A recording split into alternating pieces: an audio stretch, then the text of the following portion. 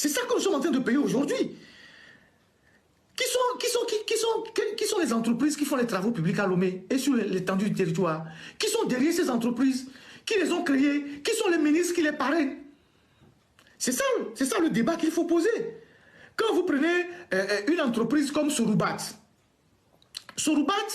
c'est une entreprise tunisienne qui s'est installée à Lomé depuis quelques années, qui est au Togo depuis quelques années. C'est une entreprise qui était en Côte d'Ivoire et que l'ancien ministre des Travaux publics, Nyofam, est allé chercher. Et quand cette entreprise est arrivée, son premier marché qu'elle a exécuté, c'est vers la région centrale. Je pense entre Blita et Aouda, ils ont eu une section de route qu'ils ont eu à faire. Et cette entreprise n'a pas réussi ce marché. Cette route a été tellement mal faite qu'on leur a demandé de refaire.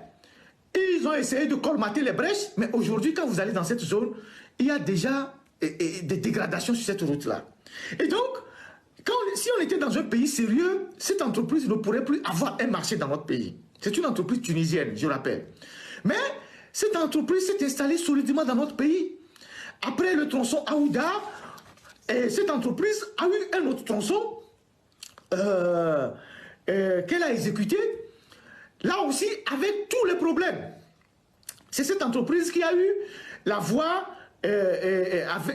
Bodjome, Aného. Je pense qu'il y a eu les Chinois qui ont pris avec Pozo jusqu'à Bodjome. Et l'entreprise Soroubat a pris Bodjome jusqu'à Aného. Vous avez vu toutes les difficultés qu'ils ont eu à faire pour terminer cette route d'Aného. Elle n'est même pas terminée. Il y a encore des petits trucs à faire, les trottoirs, le marquage au sol. Ça fait combien d'années qu'ils sont en train de faire cette route-là? Ça fait quoi? 6 ans ou 7 ans qu'ils sont sur une route d'à peine 20 km. Et aujourd'hui, vous les voyez sur le chantier, demain, vous ne les voyez pas, après-demain, vous les voyez, et il n'y a personne pour taper du poing sur la table. Et donc, cette entreprise a eu cette route-là. Après, elle a eu la route Bassar, Sokoré. Sokoré-Bassar.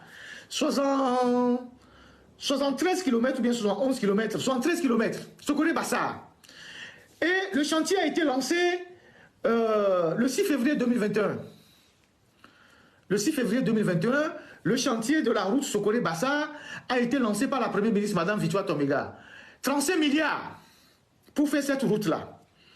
En 24 mois, c'est-à-dire en 2 ans, on devait finir cette route Sokoré-Bassar. Donc, de 2021, février 2021, aujourd'hui nous sommes en 2024. L'entreprise Soroubat n'est même pas encore à 50% de l'exécution des travaux. Mais elle a eu des décaissements des fonds, avancements et tout et tout.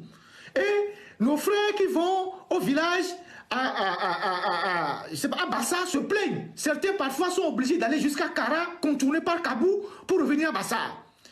Et il n'y a personne au Togo pour rappeler cette entreprise à l'ordre.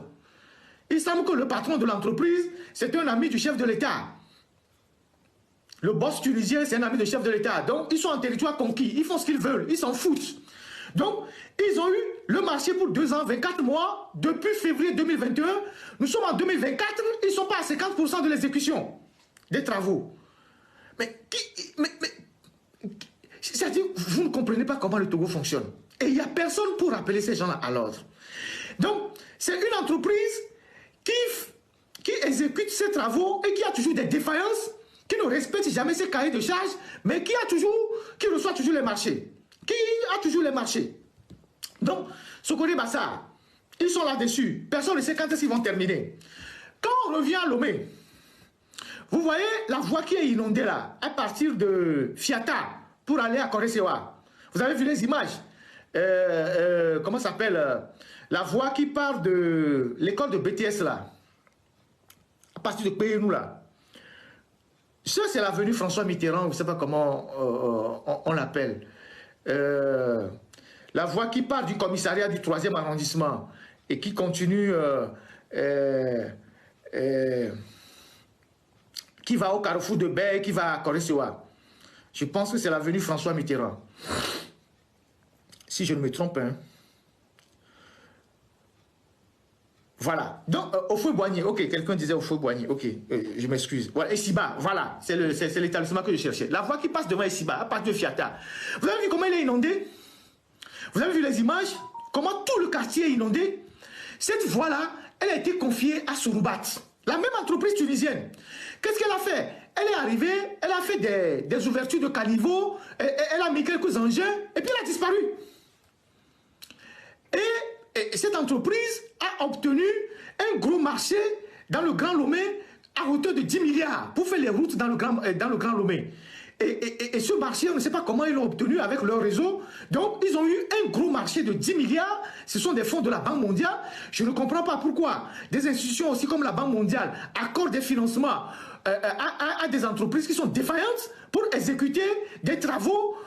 Ce sont des prêts que nous devons payer avec intérêt. Et donc, ils ont remis à Soroubat des travaux dans le Grand Lomé à hauteur de 10 milliards sur un financement de la Banque mondiale. Et donc, sur les 10 milliards, l'entreprise a pris 2 milliards pour commencer les travaux que vous voyez là, comme ils appellent, avant sur le démarrage des travaux. Et ils ont abandonné, depuis 1 an, les travaux là-bas, sur l'avenue au Fouille-Boigny qui va jusqu'à Bessie, mais qui continue à Corée-sur-Oie. Et la dernière fois qu'il a plu, vous avez vu comment toute cette zone est inondée. Et les cas d'accident qu'il peut y avoir, des enfants qui peuvent tomber dans les caniveaux, les gens qui peuvent se blesser. Tout ce qui se passe dans notre pays. Et personne ne dit rien. Ça ne suffit pas. Ils ont eu ce marché de 10 milliards. Ce n'est pas fini. Maintenant, les pistes rurales qu'on peut même donner aux entreprises togolaises pour qu'elles aussi elles puissent tenir un peu. Soroubat a eu un marché de 11 milliards de pistes rurales dans les lacs. Lac et Bamono, Afagnan, tout ça. Ils ont rassemblé plusieurs lots de marché de pistes rurales à hauteur de 11 milliards qu'ils ont accordé à Soroubat. Donc, une entreprise qui est défaillante, qui ne fait jamais bien les travaux, qui fait pas des travaux de qualité, qui est en retard sur les chantiers, sur l'exécution des chantiers. Cette entreprise, elle se retrouve à arracher tous les marchés pendant les appels d'offres. Allez chercher à savoir qui est derrière l'entreprise. Leur boss, en tout cas, dit à tout le monde qu'il est ami au président togolais. Et derrière, il y a aussi un ministre qui est avec eux. Et Soroubat, un de leurs parrains, c'est Bahara. Soroubat, un de leurs parrains, c'est Jibé Bahara. Ce sont ses amis. Donc ces gens, ils ont des connexions dans les ministères, ils sont avec les ministres, et à chaque fois qu'ils vont des appels d'offres, ils gagnent les appels d'offres pour des marchés qui n'exécutent jamais bien. Et on a le sentiment qu'il y a un manque de patriotisme terrible dans notre pays. Que ceux qui gouvernent le Togo, ils gouvernent le pays comme si le Togo, ce n'est pas leur pays, ce n'est pas leur territoire, c'est comme ils ont gagné une guerre et ils sont en train d'exploiter un pays qu'ils ont acquis par la guerre. Il n'y a même pas de patriotisme. Au Burkina, l'entreprise Soroubat a eu des soucis avec les nouvelles autorités burkinabées. On leur a accordé une route de 42 km de Saint-Cancé à Dédougou au Burkina. Ils ont mal exécuté les travaux. Ils ont été convoqués et sommés de reprendre les travaux à leurs propres frais. Le premier ministre burkinabé actuel, il est allé sur le chantier, il est allé sur la route. Il a vu les matériaux défaillants qu'ils ont utilisés pour les travaux. Comment les travaux sont mal exécutés. Vous allez sur Internet, vous allez voir ça. Ils ont convoqué l'entreprise. Ils leur ont tapé sur les doigts en disant « Vous nous reprenez les travaux à vos frais ». C'est comme ça qu'on gouverne un pays. Au Togo, on donne les marchés à des gens qui sont arrivés de nulle part, ils ramassent des milliards, ils quittent notre pays, ils font mal les travaux et personne ne les interpelle.